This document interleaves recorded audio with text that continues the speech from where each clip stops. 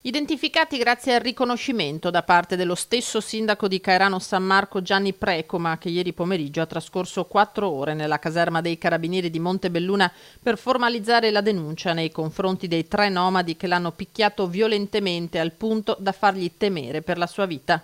Ci sono stati degli istanti, sì, dico la verità, ho avuto un po' paura di morire. Quando mi hanno allentato la presa mi ha detto adesso vado in camper e prendo il fucile e l'ammazzo, adesso prendo l'ufficiale e l'ammazzo. In quel momento lì ho avuto il coraggio di montare su in macchina e scappare, però il momento che ho avuto più paura è stato proprio quando mi stava picchiando e questo non si fermava nonostante vedesse che stavo perdendo molto sangue. Denunciati a piede libero per lesioni personali aggravate, danneggiamento e minaccia aggravata Giuseppe Cari, 50 anni, e i figli Brandon di 22 ed Elvis di 26.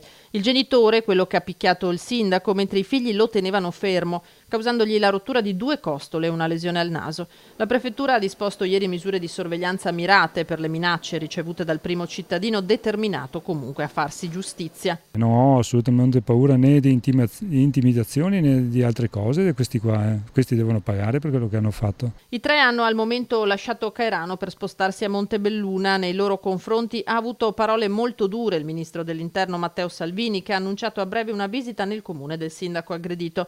Ferma condanna anche dal governatore Zaia, che si augura ora pene esemplari. Mano pesante nell'applicare la legge senza se e senza ma. Non è possibile che un pubblico amministratore, un sindaco, chiede di applicare la legge, cioè intima uno sgombero, va lì, va a discutere peraltro, no?